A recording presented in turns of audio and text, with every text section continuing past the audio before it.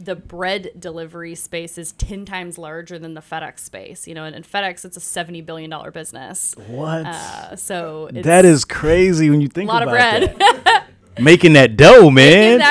I'm Annalee Cate, CEO for Route Consultant, and you are now watching Truck and Hustle.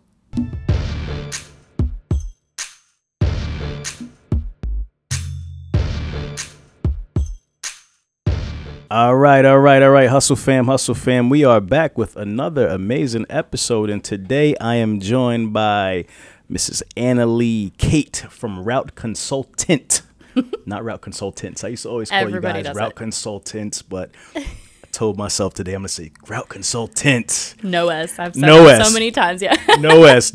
Out of Nashville, Tennessee. One of my favorite places, man. Tennessee is a beautiful state. There's a lot of cool cities in Tennessee. There are a lot of cool cities. Yeah, I'm from Nashville, but from Nashville before it was cool to be from Nashville. You're from old Nashville? Yeah, that's like only in the last 10 years that it's actually a cool place to be from. So yeah. We were talking about that. You have like the social scene is kind of starting to boom a little bit. Yeah. Oh, yeah. Well, starting to boom. We're the Bachelorette capital at this point, and you really can't even walk through downtown Nashville without seeing the pedal taverns of bachelorettes. I don't know why anybody would want to do essentially cardio exercise while they're drinking on Broadway, but that's a marathon sport now. So when you say the bachelorette, what do you mean, like bachelorettes go there? It's a bachelorette party city. Like every weekend is cowgirl hats, cowgirl boots, and bachelorettes. They flood the streets of Nashville. I wonder who inspired that. Was it like a movie or something that happened in first and then all of a sudden it got popular? Well, it's a good question. Actually, I think that the show Nashville might have been the beginning of the end for Nashville.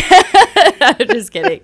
But that was definitely, I think, started the wave. That started the wave. It ushered it in. Yeah, we made primetime TV, and it was on after that. It was all done. All right, cool. So Route Consultant, a business company that I'm very familiar with. I interviewed Spencer maybe about a year ago, and we had a great talk. And I'm excited to hear about what you guys are doing. You are the CEO of Route Consultant.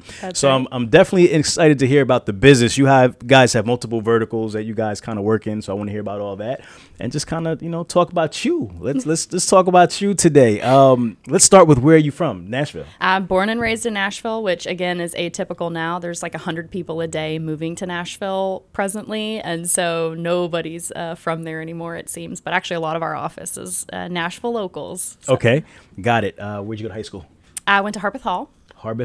Yeah. All right. And what type of student were you? Were you a good student? Were you athletic? What was your thing in high school? I was a theater nerd. Theater? So, yes. Okay, you were going to be actress? Guilty as charged. Dance. Actually, well, acting and dance. Unfortunately, I tried to do all the musicals, but I'm wildly tone deaf. So that's what would get me every time is they would... Actually, this is probably too much information, but they used to cast me in lead roles and then rewrite the play to where somebody else would come on and sing the songs because I could act and I could dance, but I was that bad at singing. My God. I'd go, this reminds me of a time, and freeze, and somebody else would come on stage and do an amazing ballad, and then I would go, what a memory, and I would continue with the scene. So, but that probably spiced it up a little bit. It made it a little different. Yeah, never a dull moment. That's so for that's sure. Pretty cool.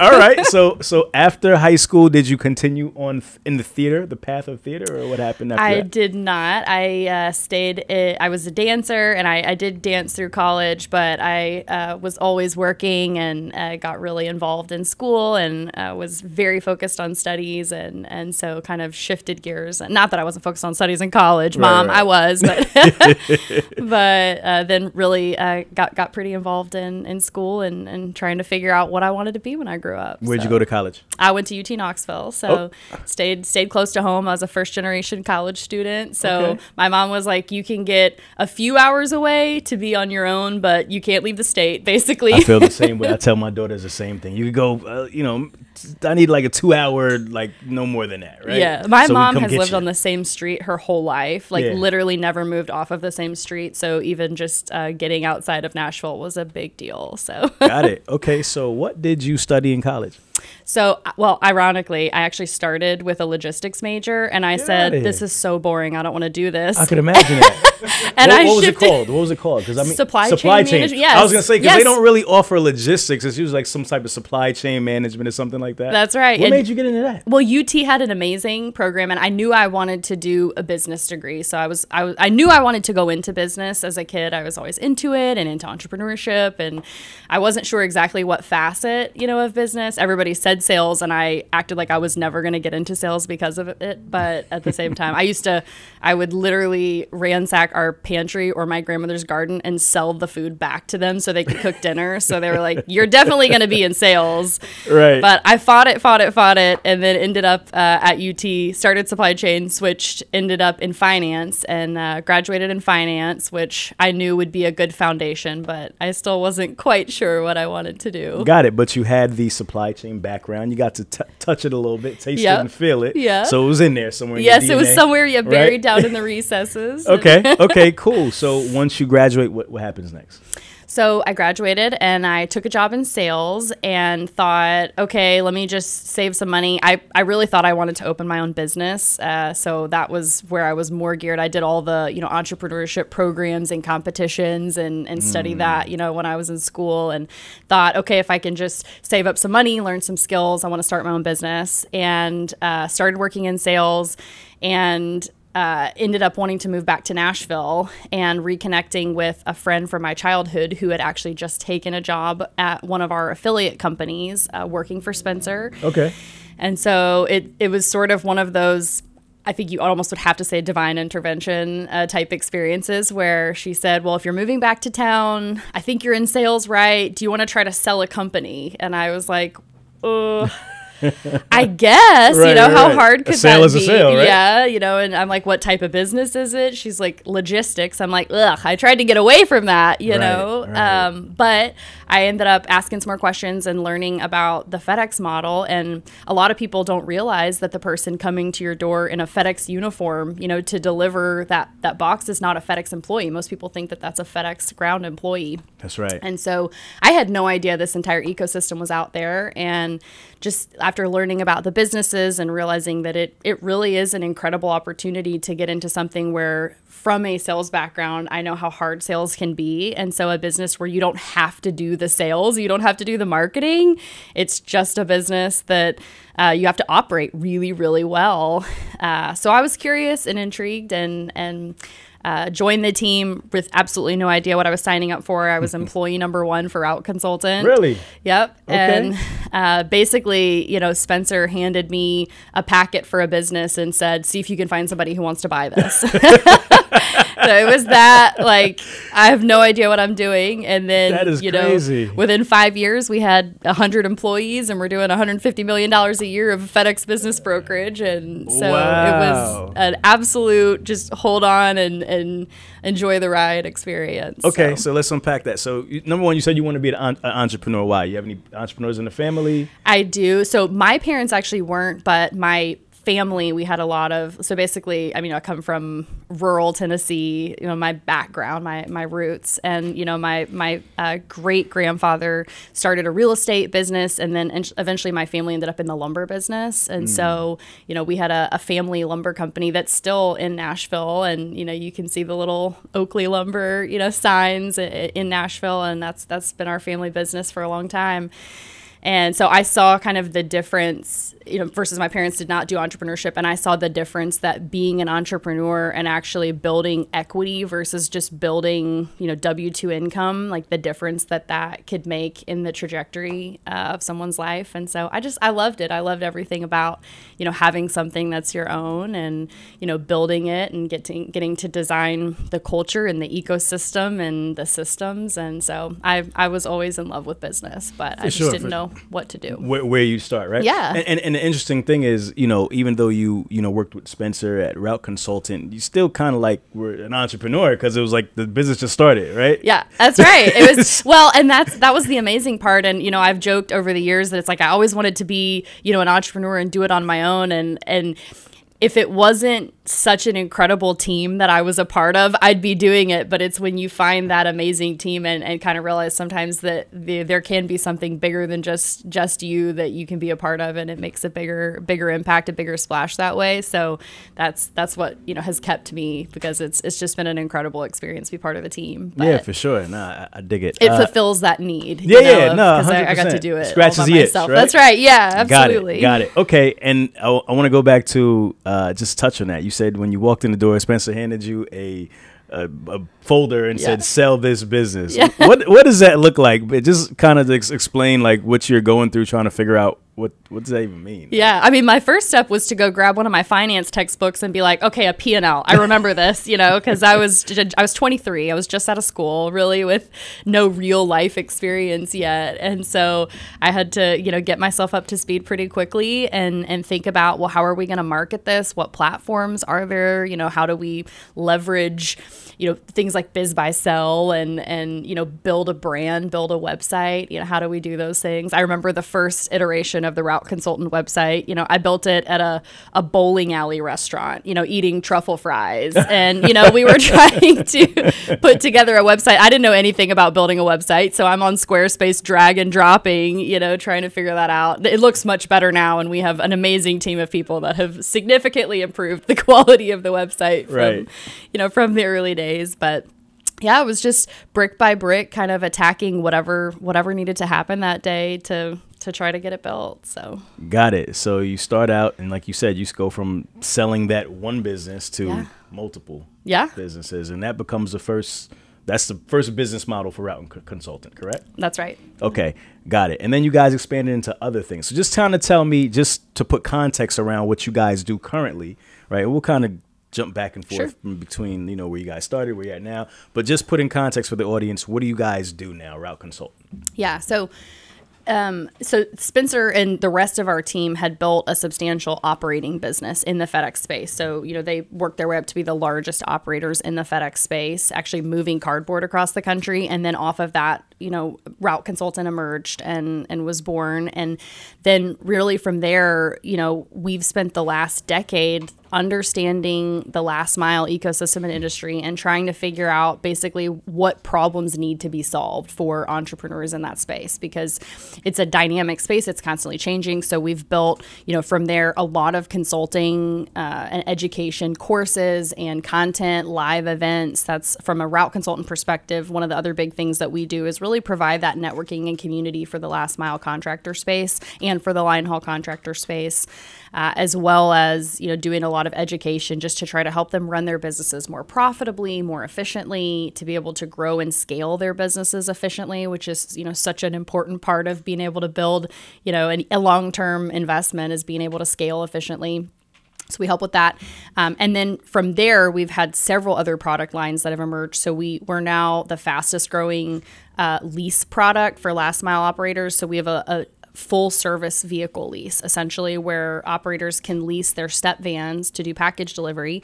And we have them set up, retrofit with everything that they need to operate successfully. And it's a 3-year full service lease where all of their maintenance is included. So they don't have that variable cost where they don't know what their expenses are going to be on a weekly, monthly basis. It's just a set payment. Okay. Which is huge for, you know, again, a first time operator trying to come into a space and wanting to be able to anticipate cash flow, you know, to make sure that they can sustain. So that's been a really revolutionary, you know, change in our business. We have, you know, financial and tax advising services within the business. We have a staffing solution affiliate that we work with that helps onboard all the last mile drivers for contractors as well. So we're just constantly evolving and seeing new segments emerge, you know, to be able to help with the contractor base. So you guys are like a fully integrated like service provider for these contractors. Yeah, we really try to be a one-stop shop kind of gatekeeper solution that basically says, if you're going to get into this space, you know, let us partner with you, walk the journey with you, and make sure that you really avoid a lot of the pitfalls that we fell into on the operating side when we were learning and scaling, and we try to really guide them through every step. Now, is this particularly focused on FedEx contractors, or is it outside of FedEx as well? So we've spent the last decade really focused on FedEx contractors, and really part of what I'm excited to talk about at FREIGHTFEST and with a lot of the things we're doing is our whole, Q4 is going to be a lot of fun announcements around ways that we're expanding. Okay. And we've really found other industries that actually need a lot of the same things that we've offered and that based off the expertise that we've built for the last decade. And so one of the first ones, and some of them I'll hold back, some of the exciting announcements that we're going to be rolling out, over Q4. But one of the really exciting ones that I'm going to be talking about at FREIGHTFEST is we're going to be diversifying into bread routes. And so we've been doing a lot of research and found some really amazing strategic partners in the bread space that operate these businesses. And they're very similar, to FedEx businesses. It's the same vehicles. It's the same demographic of drivers. The upside is that, and I'm blowing one of my jokes from FREIGHTFEST, but the facilities smell so much better than the FedEx facilities. Right. Yeah, everything smells like fresh baked bread. So, okay. So we're really excited about that and see a lot of potential to be able to bring that in and especially for a lot of the investors that we work with that are trying to find that right foray into entrepreneurship, or maybe they're already entrepreneurs, but they're looking to expand and diversify. We feel like bread adds some really interesting differences, but again, it partners really well with the ecosystem that we've built in FedEx. So, got it. So I like that. Bread route sounds interesting. It doesn't sound like something that people are talking about every day or often or at all. Yep. How did you guys stumble upon this opportunity? Yeah, I would say this is another one of those that probably feels like divine intervention, but so we actually had a bread route operator that, no short of essentially stalked our business and stalked Spencer to corner him to talk about the similarities and potential. And so we've ended up joining forces to learn about the bread space. And he was right that it's an incredible complement to what we do. So it's a funny story. He tried to get into one of our events, and I have about a 110-pound soaking wet events director who, short of security, escorted him out. Like, you can't be here. And then we found out later he had a really good reason to be there. So we're really glad he finally got past her. But right. Making sure that your compliance is on point is an integral part of any trucking related business. Today, I stopped by my friends over at FLEETDRIVE 360 to talk about what they're building to make sure that you can run a successful trucking company. And it's everything from the minute you decide you want to hire somebody through maintaining all of your FMCSA compliance documents for ongoing fleet or owner-operator truck business. You've got a driver hiring and recruiting module where you'll create driver qualification files, import digital documents. You've got a drug and alcohol module where you can schedule pre-employment drug tests and manage an ongoing testing pool. We've got an accident registry so you can keep your mandated accident logs and even schedule follow-up drug testing for post-crash. We've got vehicle maintenance logs so you can not only maintain the compliance status of your vehicles, but also upload your work orders and compliance related documents so you're audit ready when they come in. We've got a document repository, fancy words for digital cloud storage of any document that you want, not just necessarily the compliance documents, anything related to your business, post-crash videos, performance evaluations. And then finally, you've got the dashboard. And the dashboard's the most important part. You can close your eyes and glance at our dashboard, open them, glance at the dashboard, and immediately know whether or not you're compliant or not, both on a driver, company, and vehicle level. It's one-stop shop for all your compliance needs.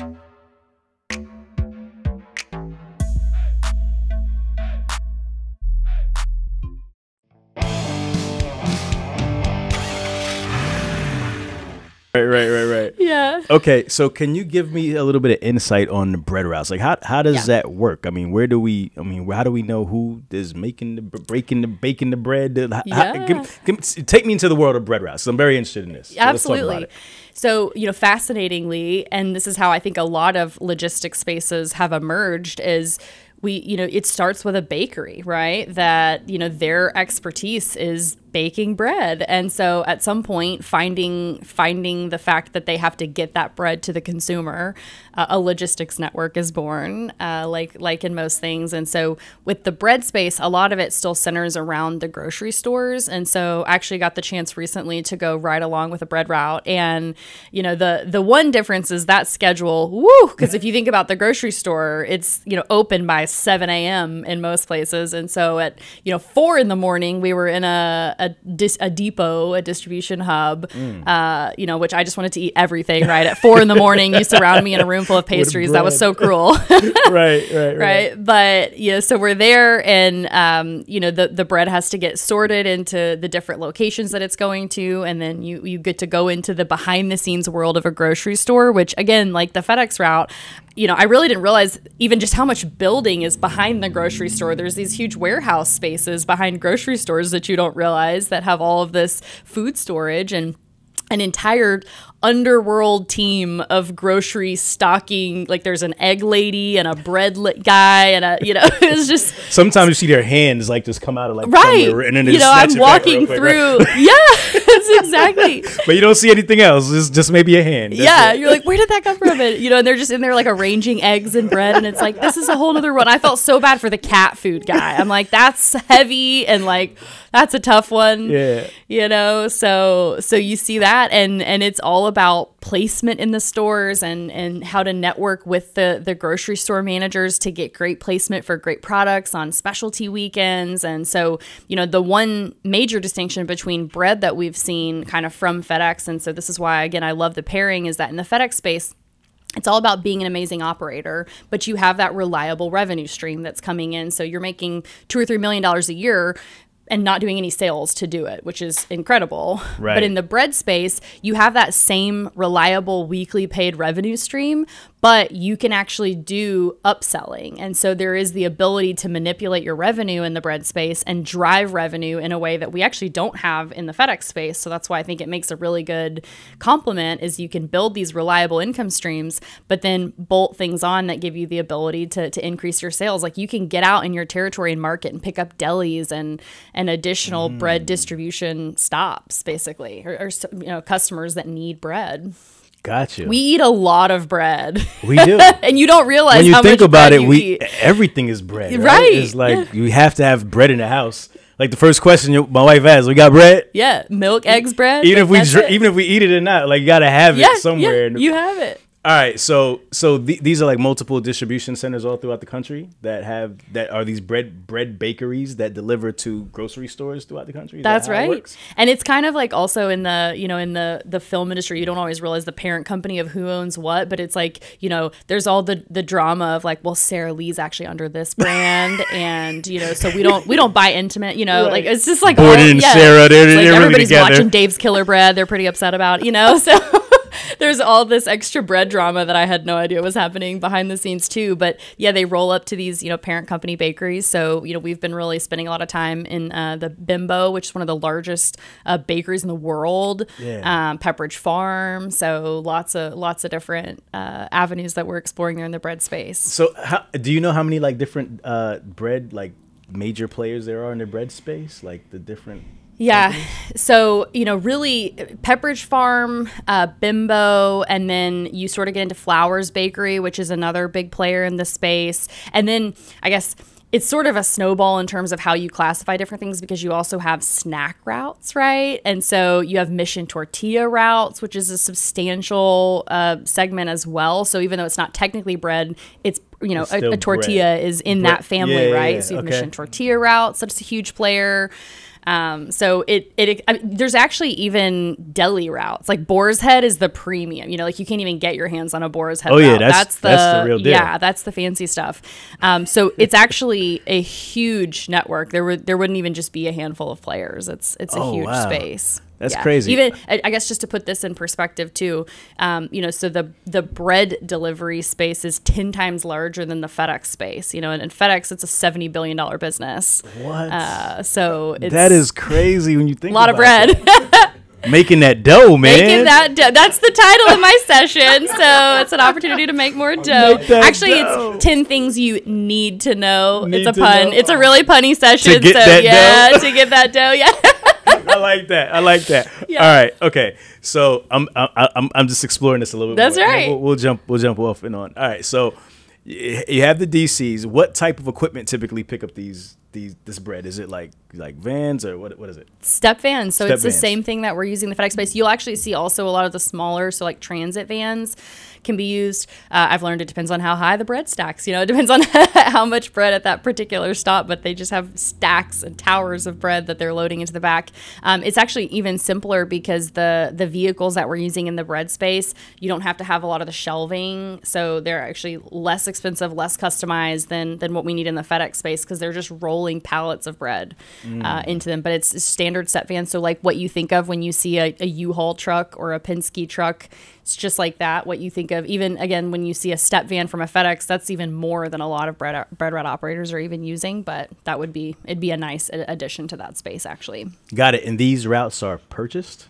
They are. So you can, in some scenarios, still get routes in the same way that in the FedEx space 20 years ago, you could get routes directly from FedEx Ground. There's still some territories in the same way in bread that you can get directly from companies like Bimbo. But most territories are owned. So somebody, started with that one bread route. And I mean, if you think about it, it's back to the days of like the milkman, right? Yeah, this is yeah, the bread guy, Right. And so, 20, 30 years ago, right, somebody got the rights to deliver the bread in that town. And then that's grown to, well, this suburb and this county and this street. And so now these territories are owned by these bread route distributors that... Who do they get the rights from? Like, who are they getting? Direct from the bakeries. So the they're bakeries are the contracting plug. directly with Bimbo, for example, for the rights to... for us in Nashville. So somebody has the Williamson County Bimbo grocery routes, and they can get really specific to the point where it's even like, oh, he's got the Walmart, like that's prime real estate. That's big. Yeah, right. So there's all this again kind of complexity to how different every territory is, but these contracts, they're evergreen contracts typically, right? Just like in the FedEx space. So, these guys have been operating these routes for 30 years. Some of them have grown their businesses to add additional routes. A lot of them actually don't, have kind of the experience or the background on the business side to scale them. So when they get too much volume, they'll actually just give it back to the bakery and say, give this to somebody else, which again, not dissimilar from the early FedEx days. A lot of them don't realize what they have in terms of the fact that somebody else coming in would love to acquire that territory and be able to immediately generate revenue off of that. Yeah. It's fascinating. It's probably like maybe it's a second generation, a third generation business, and they just don't want the headache of it anymore. And they're like, somebody take it off my end. That's exactly right. So how many transactions are being made with these bread routes, like on a, let's say, annual basis? Like how many people are selling, trading, whatever it is on their routes? Like how is there opportunity to get in? Like how easy is it to get in? There's absolutely opportunity to get in. I think it will be probably a lot like the FedEx space too, where, when we first got into it, a lot of it traded in-house. And so right now there's not a good measure of exactly how much is changing hands offline, because a lot of it is just within the building that, hey, we've worked together for 20 years. I'm ready to quit. Here's the keys, right? So you go run the route. Right.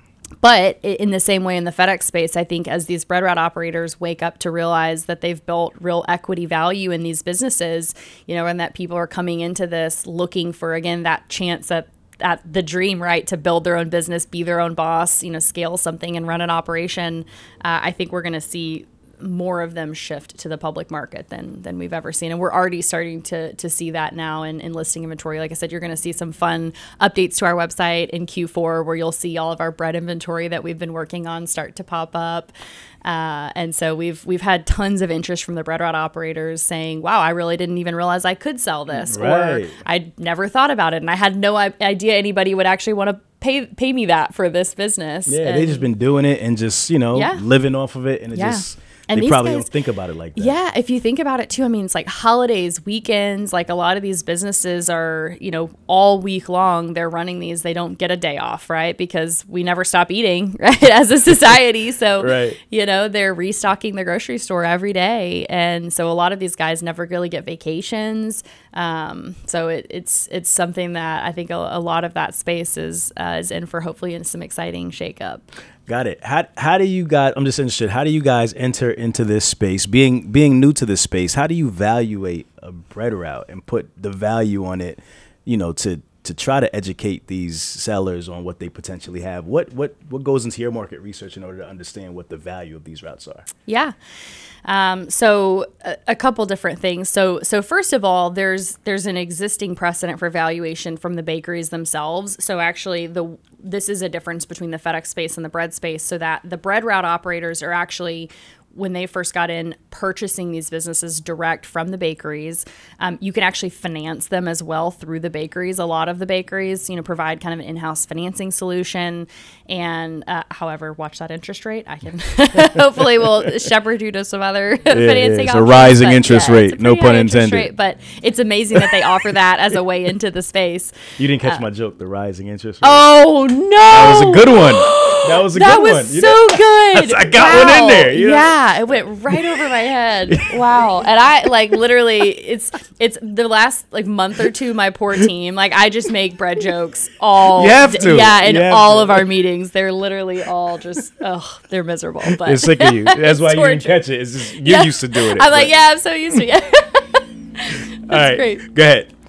So you said the interest rate. Yeah. Yep. So, with the interest rates, you got to watch those pieces, but there's direct financing options available. And so in that structure, the bakeries themselves put a valuation on the businesses and the revenue. But I think what we're seeing, and we've been doing a lot of market research, I've got a whole team of analysts back at the office that's combed through every bread listing available on the public market. We've built a database of all of that to just analyze what we're seeing in that space. And it trends at similar but actually lower multiples than in the FedEx space. Okay. What's the multiple? Yeah. So great question. So a multiple. No, not what's the multiple. What is the multiple? Oh, I was like. Okay. I mean, you can explain what a multiple is too for people to understand, but then what is the multiple? Yeah. So in the FedEx space, we typically sell at about a 4 times EBITDA earnings. So whatever that profitability of the business is, EBITDA earnings before interest, taxes, depreciation, amortization, whatever that profitability is, we're going to put a 4 times multiple. So for example, a lot of FedEx businesses, if you do $1 million a year in revenue, you're making, $200,000 a year in EBITDA earnings at a 4 times multiple. That's going to be an $800,000 purchase price for that FedEx business. What we're seeing in the bread space is that typically on that you might have $600,000 worth of revenue on a typical bread route, but that route and again, that's just one route. And then on that bread route, we're seeing those trade at about $250,000 average purchase price for those. You're putting 10, maybe 20% down, so $25,000 to $50,000 down on a $250,000 purchase price, financing the rest. And multiple wise, we see those tend to be in the 2 to 3 times at the high end on the multiples. Okay. Got it. And then in terms of equipment, you said it's the same type of equipment as step vans for that. That's right. And you guys are actually helping with leasing that equipment too, Yeah, right? we're actually working on making that pivot now to be able to offer our full service lease as well for bread route operators. So. Okay. All right, cool. So if someone was looking to get into this space, what would be the first step that they should take? Yeah, absolutely. So somebody interested in getting into the bread space should check out our website. So they should go to www.routeconsultant.com. Shameless plug. But they should absolutely just go to our website and do an inquiry. And so we've got an entire, I call them our breadwinners, but we have a bread team. Another one. Yeah. I know you guys are toast. Don't worry. Did you see that one too? I got it. It didn't go by me. I caught it. Yeah. I caught it. So that's right. So we've got an entire team that's really focused on the bread space and working with bread route operators. They've been, riding along in depots and getting the whole experience and working with a lot of different bread operators. And so just reaching out directly to our team is the best way to get started. And they're going to help you find a business that makes sense in your area, geographically that makes sense for you, and guide you through every step of the way. Are there any prime locations or areas for these routes? And you said area, just location. It's everything, there's right? There's always prime real estate. So, every city is going to have prime real estate, right? Just in terms of density of delivery. Density, right, is always the name of the game in transportation. So there's going to be prime real estate in that way. We in all of the different segments that we're working in, we still see prime territory in Florida, of course, because everybody wants to retire there. They want those kind of easy retirement businesses to operate. So we're always going to see prime in Florida, markets like Texas, California. I never understand the California part, but it's still always a prime market. Right. We've actually seen the Southeast in general really growing in popularity too. So states like Tennessee and Georgia have really become pretty prime markets as well. You'll always see New York as a prime market.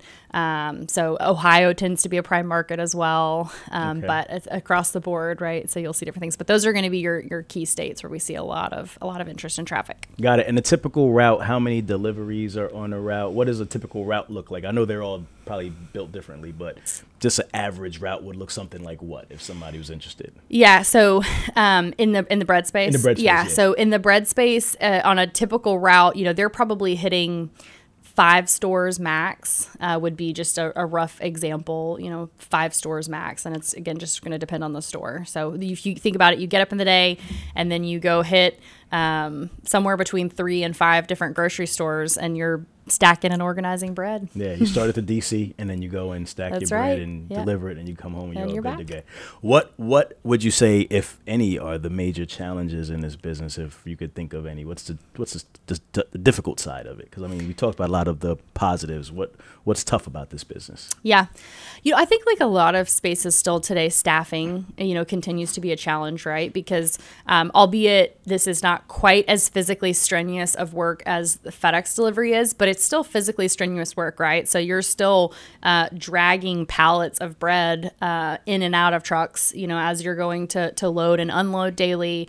So that's a big piece of it. I think also, so there's nuance between actually delivering the bread, because at the end of the day, right, it's just like transportation, getting cardboard from one place to another, right? It's not rocket science, you know. Right. It's just how quick can you do it, how densely can you do it, how efficiently can you do it.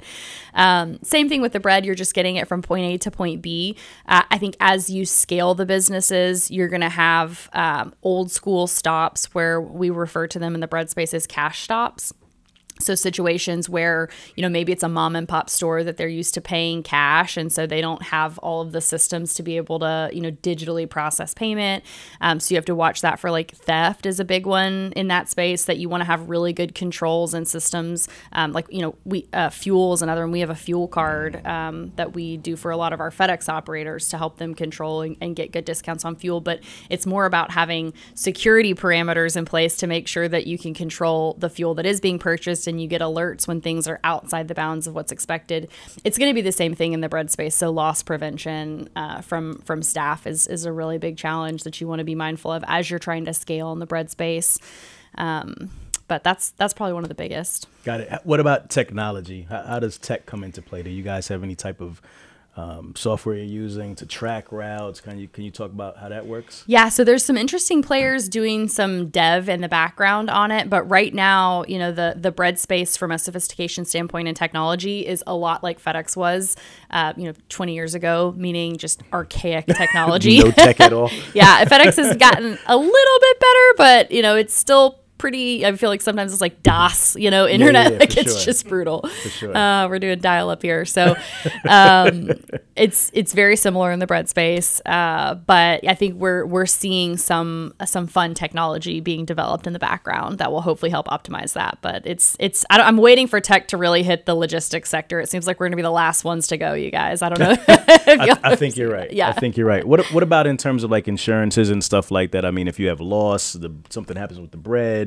who's responsible for that type of stuff? Can you kind of talk about that? Yeah, loss prevention is definitely a piece, as well. And so that one is one that really varies bakery to bakery in terms of how it's structured. And we're going to dive in some of our content to some of the nuances between the different bakeries with this. But the difference of basically whether, as the bread route operator, you're purchasing the bread directly from the bakery, and then you're responsible for whether it gets sold or not. Oh, right? There's a model like that. There is a model like that. Yep. Okay. And then there are other models where you are basically placing the order for the bread, but it's based on fulfillment that you actually get charged, and there's essentially an allotment, an allowance for returns of that bread. Because not every single loaf is going to move, but as a bread route operator, one of your big objectives is to try to manage that inventory. So, for example, when we went into the depot in the morning, it was literally, we're down hands and knees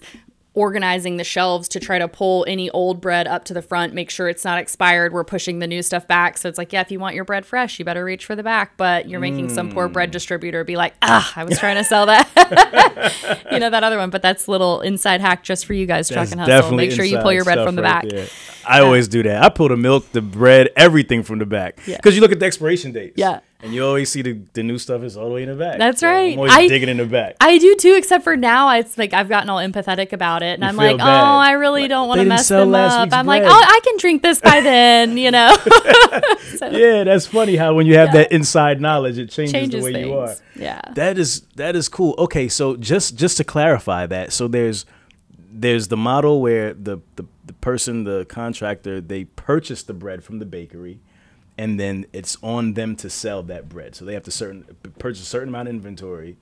They have to fund that, and then they sell it, and they can make whatever margins on the bread. That's right. So is there like guidance around that? Like, how do they know what to charge for the bread? Like, can you talk about that? Yeah. So actually in our bread courses, we're going to dive into these very questions because this is cool. I love this. Again, it's like an underground market you don't even know is happening. Yeah. And so actually when we were talking earlier about the cash stops, again, that's one of the parts I'm really excited about getting to coach bread route operators on is that, yes, you have loss prevention, theft prevention that you want to manage, but that's actually where a lot of the opportunity to drive margin and revenue is available. Because, for example, just like you're saying, if you're purchasing the bread at a set price, you have that sales and marketing ability to get out into your territory and upsell that bread and upcharge that bread. And so a lot of times those cash stops that aren't, large corporate accounts like Walmart that they've got agreed to pricing that they're getting from Bimbo, right?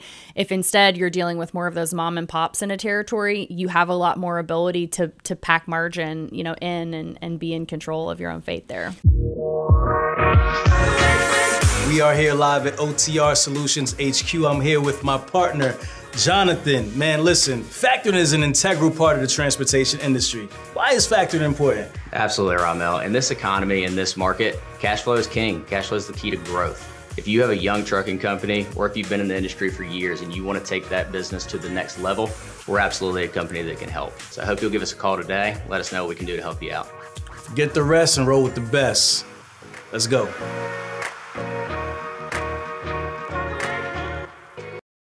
How would a bread route operator market themselves? Like, is there like a place where like all the different stores are looking for the operators? Like, how would they know how to, or are they just walking in the store and saying, hey, I got bread for $5 a loaf? Yeah, it's a lot like that, and actually, so we're working with a group that's helping, like no bread route operators are doing pay-per-click advertising in their territory, right? Exactly. Yeah, but we're working with a group right now that's building out solutions to be able to offer that so that it'll help, elevate what's happening in the bread space. I'm really excited about that.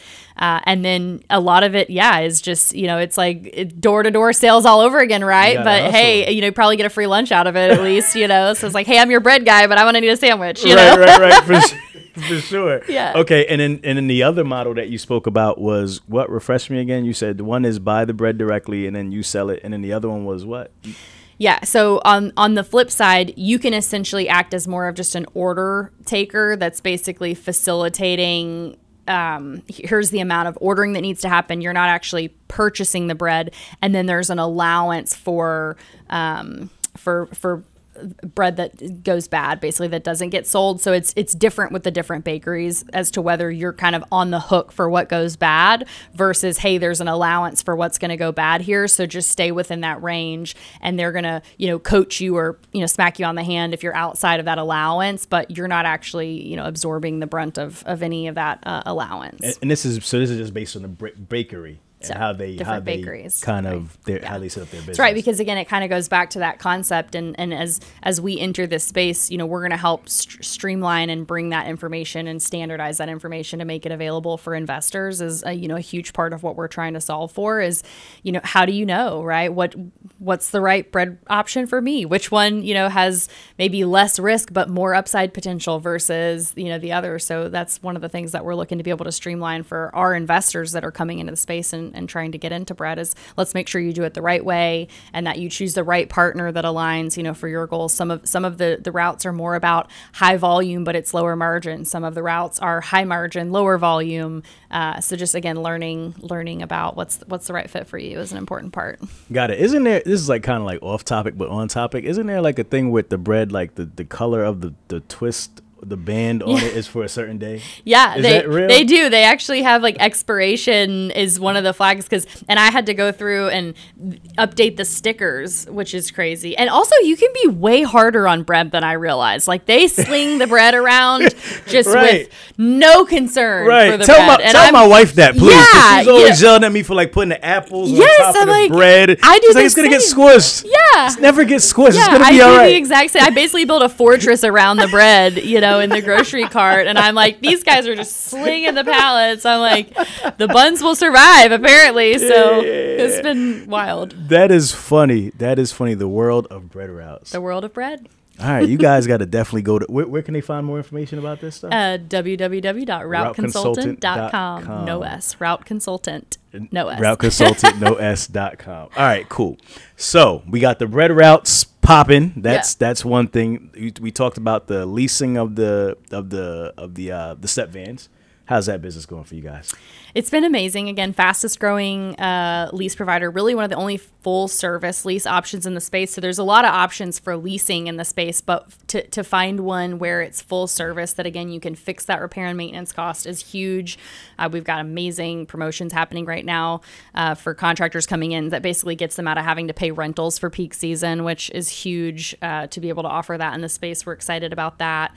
And then again, just being able to really expand that and bring that to more contractors has been a blast. Plus, you know, with obviously interest rates doing what interest rates are doing right now, that has a huge impact on many of the segments of our business. But it's actually been really great in our leasing side because, you know, if you think about it, with some of the shifts that we're seeing in the economy, you know, for contractors to be able to get into this space and not have to put so much cash up front with like down payments on purchases, and they're not signing these huge notes with high interest rates. Instead, they're just fixing themselves at a payment, way lower CapEx. You know, it's not on the balance sheets in the same way. It has a really big impact. So for sure. Have you guys got into the EV space yet?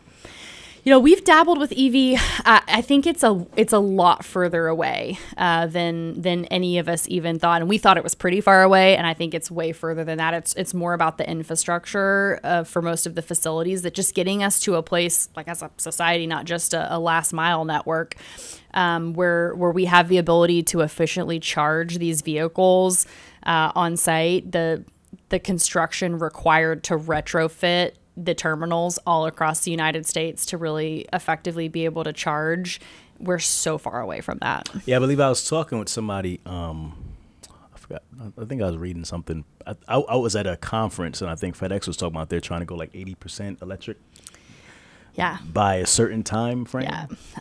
Did you hear that? Yeah, I heard it. We'll see, because with the fleet side, one of the things that we've been seeing with FedEx is like we just keep seeing the needle move on when fleet changes are going to roll out. Like I was a pretty hard hit in the last year that we saw in the FedEx space of, you know, a lot of contractors were working to retrofit their vehicles with all of the latest safety technologies, so the FCAM and the lane departure and all those different pieces. But what the needle has been moved basically, and all of those goals have really been pushed out, I think, with a lot of the pressures happening in the FedEx space, a lot of the changes in the economy. So I think we are still seeing the can kick down. And I think most of the EV conversations that you're talking about, there's really going to be more on FedEx's fleet and less on the contractor network. For sure. So. How has the global economy impacted your business, everything that you're doing? I mean, are investors a little bit more shy? Are they like not, you know, talk about how that's impacting your world? Yeah. So, you know, I think obviously in the last mile space, right, we always watch, economic trends, and we're watching for consumer spend changes. It's been a crazy ride since COVID. So as you can imagine, that was just such a wild time. And so in the aftermath of COVID, there was a little bit of a pullback in inventory, or in volume, I should say, that consumer spending sort of leveled out a little bit post pandemic. And so we saw some pullback from that, over the last 2 years, but it seems like we've really hit kind of a stable turning point now, where we're seeing, steady volume, even increasing again trends on consumer spend. I think with speculation in the market, right, we could see things, change in that space on consumer spend, which is certainly going to have an impact. And then that all flows through for us, on business valuations, of course, where, you have buyers coming into the space and looking at volume trends, revenue trends, and wondering, what's going to happen in the space now that we're outside, for as far as we know, of the window of COVID, with everybody talking about the economy the way that they are. What's that going to do to consumer spending? So we've definitely seen some of that in the buyer markets of what's going to happen. But I think we look back at a history in the FedEx space in particular of incredible resilience against recessionary times. So our businesses is one of the few that did really well in the recessions of 2008. So in the last mile space, we did really well during that time, or at least didn't crumble like a lot of businesses did. Right. And so that's been, I think, a positive catalyst in terms of buyer interest, is saying, let's be in a space that has a history of being recession resistant. Again, another reason why we're getting into bread, right? Bread, milk, and eggs, forever. Right? Be around. Been around That's forever. right. Everybody needs it. Yeah. So we've seen that. I think the bigger impact for us is less on the economy and those pieces, and more just interest rates as a whole. So as interest rates climb, buyers coming into the space looking at leverage and carrying a high debt payment is intimidating, right? With rates doing what they're doing. But we've really been making some initiatives on the banking front. We've got some really cool partners right now, some that are doing like no origination fees on loans, which saves, buyers coming into the space having to come up with quite as much capital up front, which has been really nice. And just some competitive offerings in terms of rates and creative deal structures. So we've been really working on the banking front to find good partners. So whether you're coming into the FedEx space or the bread space, our goal remains to try to get you in at a sustainable debt service and try to minimize that cash up front that's needed. Got it. With the bread routes, just real quick, are you guys also purchasing bread routes and running them as well operationally, or are you more so focused on facilitating transactions between buyers? Yeah, so for us, we are definitely more focused on the services side and less in the operation space. So again, we've partnered with a couple amazing bread route operators. So we've actually kind of found the bread route operators that, scaled and broke the model and built and did what we did in the FedEx space, and have said, hey, let's synthesize the knowledge that you've acquired over the last 20, 30 years of doing this, and then be able to bring that to our clients and using our systems in a way that can help educate them and usher them into the space successfully. Can you give me an example of like somebody who's like, you don't got to say their name obviously, but like a story of somebody who like started with one bread route and they went to 895. Yeah, that's like that's a lot of bread. Okay, that's a lot of bread, but that one story, or I'm sure there's multiple. But we're meeting amazing people in the space. Is one like father-son duo in particular that we've really been working with. Like immigrants coming to the country, the dad, right? So first generation U.S. really trying to find a way to build a life for his family here, and broke all the, literally, I guess, I'm trying to think of a bread pun. Broke the mold. I guess it's broke the mold. The mold. I guess because I'm thinking, is that bread? Bread does mold. Yeah, we're going to. Well, and it bakes in the mold. It rises. Yeah. He broke the bunt pan. No, I'm just like the bunt cake pan. He broke the bun pan. That one was a reach. I'm sorry, guys. I apologize. It was definitely a reach, but it's all right. We were bound to fail at some point. I know, you know what right? I mean? Yeah. So basically, came in and built this business, and what he's actually done is kind of similar to what we did in the FedEx space is, he would take a territory, get it running right, build it up to a couple trucks, and then turn around and sell that off to somebody else, and then bring in and, go bid for another territory, build it up, optimize things, run it efficiently, and turn around and do that. So he's literally replicated the same model and successfully done so. And then we got connected with his son, who has, grew up. Again, we have members of our team that are kind of the same way, but, grew up in a bread depot. And so, he just knows it forwards and backwards. And so they've been an amazing partnership and helping us kind of transition our services into really making sense for bread route operators. So okay, amazing. All right, so as the CEO of Route Consultant, what keeps you up at night? What are the things that are important to you? I know you guys have a lot of different verticals. How do you manage everything? How do you juggle all the workload? Tell me about it. Oh, that was a loaded question. It is a loaded question. Yeah.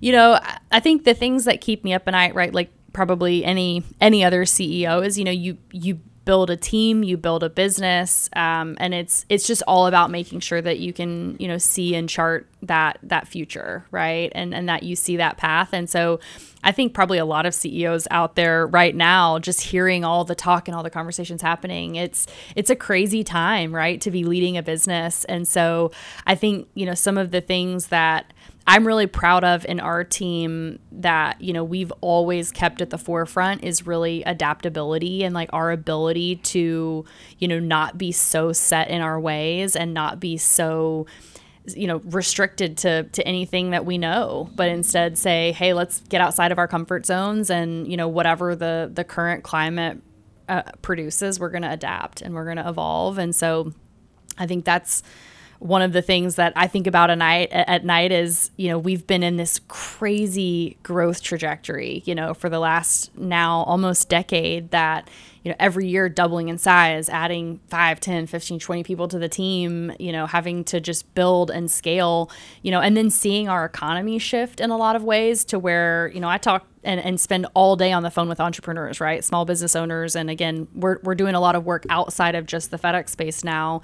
And so, talking to people in different sectors, and a lot of people are not growing like crazy right now. A lot of people are having to learn how to maintain, or some even downsizing. And so I think, as a CEO, one of the things that keeps me up at night is just, managing the culture and the mindset of my team and saying, as the world around us changes, how do I make sure that, we are still bringing our A game, that we're all in the right headspace every day, and that, we're still bringing fresh ideas and still driving towards growth, because at the end of the day, if you're not growing, you're dying. So those are the things. If you ask me at a high level, that's what keeps me up at night. That's high level. And I mean, that's a great answer. I mean, I think that is, you guys have you guys have found your niche, right? And you guys do it well. And I think that's, the catalyst to your success, because you don't do what everybody else does. You guys have your thing, you do it at a high level. And if anybody needs the services, they only have one person to go to. Yeah. Yeah. Yeah. It's a great way. Who else are they going to go to? Like, they have to come see you guys, right? That's so right. when you position yourself in that market to where it's like you have to go. You have to come see us. It is what it is. Yeah. So that's great. What is on the horizon for you guys? What's the plans for Q4 2024? What are you guys thinking about? Yeah. We've really got a great team in place. And so, as I mentioned, 2024 is a lot about us. And again, you'll see this reflect on our website over the course of 2024 and, or at the start of Q4 and the beginning of 2024 is what you'll really see is a lot of new verticals in specifically the consulting and brokerage space, but all staying in that route business, those logistics areas where we can really help other niches like FedEx, but that have similar problems, like have similar challenges, rely on similar resources where we can take the things that we offer and that we've figured out how to do well and apply it there. So that's really where a lot of, my energy is focused for Route Consultant right now, is saying, hey, how do we take these things and be able to serve a wider logistics market in, you know, everything from, again, the bread routes to, you know, we've been actually working on with lawn care routes. I was just about to say, is there another one that you guys are working on? I've got several that we're working on right now. I was going to say, what's the other one? Lawn care we're working on lawn care routes. You know, we're working on ambulance routes, which is really a crazy thing. Most people don't realize that. Ambulance non-emergency ambulance routes is a really big thing. So non-emergency medical transport. That's right. Yeah. Wow. That's a huge industry. It's a $20 billion industry. Yeah. That, you know, and I want that one because I didn't know this actually, that a big thing in the non-emergent ambulance routes is that they get movie set gigs. So you have to have like a paramedic on site posted up for the movie set just in case, just hanging out. They're going to be like, why is the CEO waiting for of Route Brad Pitt to have a sore elbow, you know? I'm like, that's... Why is she just standing out there next to the non-emergency medical transport vehicle? Yeah. So that's a that crazy is cool. space. You know, we've done a lot of work in the Amazon space too, and we'll continue to provide services there for Amazon DSPs. So we've just got a lot of fun irons in the fire right now that we've been getting to meet really great people. And again, you know, I spent really the first 10 years with Route Consultant, not just trying to build all of these systems for the FedEx space, but really building a team and building systems and processes that I knew would be able to serve a much larger customer base. And so rinse and repeat. We're ready to copy paste. Man, amazing business. All right. Well, I think we talked about it. Did we cover everything? We talked about a lot. I think we talked about a lot. Is there anything that I missed though? I just want to make sure I cover everything. I'm really excited to see everybody at FREIGHTFEST. Oh yeah, FREIGHTFEST. That is a big one. We're gonna be doing some more of this, talking. You want to learn about the bread routes and all this good stuff in person and meet with the plug herself. She will be in Houston. Yeah. All right. So FREIGHTFEST. What else? What else we got? We've got upcoming stuff for Route Consultant. Yep. So we're going to be doing. We just wrapped up in July our expo in Las Vegas this year. We're going to be in Dallas next year. So next summer, details on our website. But we're going to be in Dallas, taking over the Gaylord Convention Center there for our expo. And again, that one's going to be catered to FedEx, but also bringing in some of these other silos that we've been spreading out to.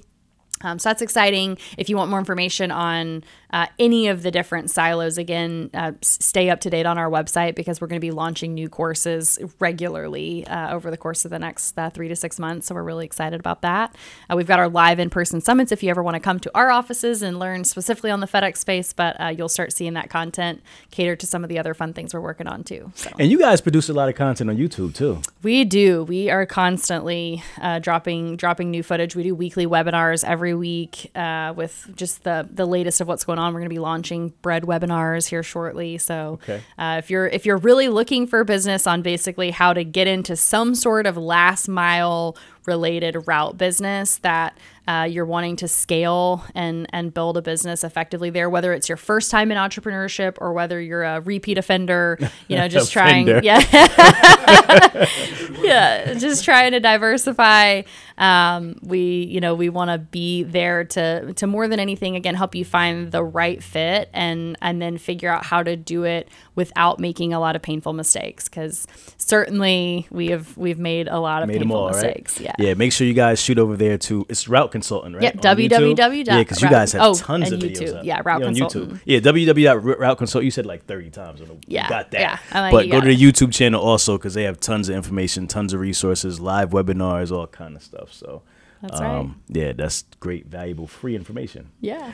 All right, Annalee, I think we're going to wrap it up because we've been just going and going and going. I could talk to you forever. I'm just so interested in what you guys are doing and just how you've built your business. Really cool. Really, really unique. As we close out, we always close with two things. Number one, let everybody know where they can connect with you directly and learn more about Route Consultant. You said that. Yeah. But where they can find you. Yeah. And then lastly, we always close with a final thought. And that is something that is spiritual, entrepreneurial, whatever comes from your heart. Just a final jewel to leave for the audience. So let's start where people could. Yeah, you got to get. Okay. You gotta get you got to get. Yeah. You see, you feel me. You see where I was going.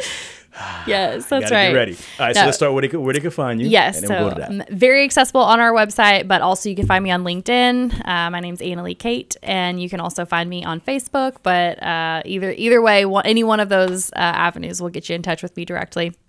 And then, I guess a final thought. I love this one. So, one of the things I think right now in entrepreneurship and in general is, right, there's so many people wanting to be entrepreneurs, right, and getting into entrepreneurship and telling you how to do it and how to make a buck and how to build businesses and all those things. And I think one of the things for me that has been, I guess, insightful is a lot of people, I think, when they're trying to start a business or get into entrepreneurship, focus on the idea or the what they're going to do, or that they get really attached even to an idea, or the systems and the how they're going to do it. And like, I know, again, going through our business right now, you can't be so attached to what you know. I've actually learned it's more about the people and the team that you build.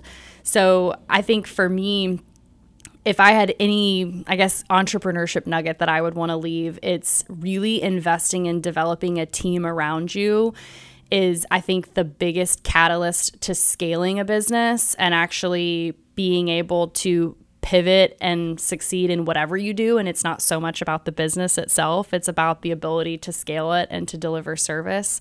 So I tell my team this sometimes. I would tailor, I think Steve Jobs is pretty well known for saying, if you want to go fast, go alone. But if you want to go far, go together. That's right. But I like the riff of saying, if you really develop a team, then you can go far really fast. So that was my takeaway, is what we've done at Route Consultant to be able to scale the way that we have over the last few years. It's all through building an incredible team and investing in that team, and knowing that it doesn't matter if we're doing FedEx or bread or anything else. I know I can rely on excellence from the people around me, and that has really made the difference in our business. So that's right. You're going to win regardless what sport you're playing. That's right. That's right. Doesn't matter. It's all transferable knowledge. All right, Hustle Fam. This has been another amazing episode. We're gonna wrap. I gotta tell Annalee where the good cheesesteak spot is at now, right? You promised. We're going to Philly. The messed up thing is I'm not really a Philly person, but I'm gonna find a spot for you. I really stay in Jersey. I stay in my bubble. I don't go over the bridge too much. Yeah. But we'll find a spot for you. As long as the bread's good. I gotta get one more in there. All right, y'all. We are about to wrap. This has been another amazing episode. If you don't respect it, your whole perspective is whack. You know what we do around this time. If you smell something burning, it's only a desire. Myself, Annalee Cate, Route Consultant. We are out. If you twisted, confused, or stuck about trucks, don't be dumb. This is the place to come. Truck and hustle. Let's go.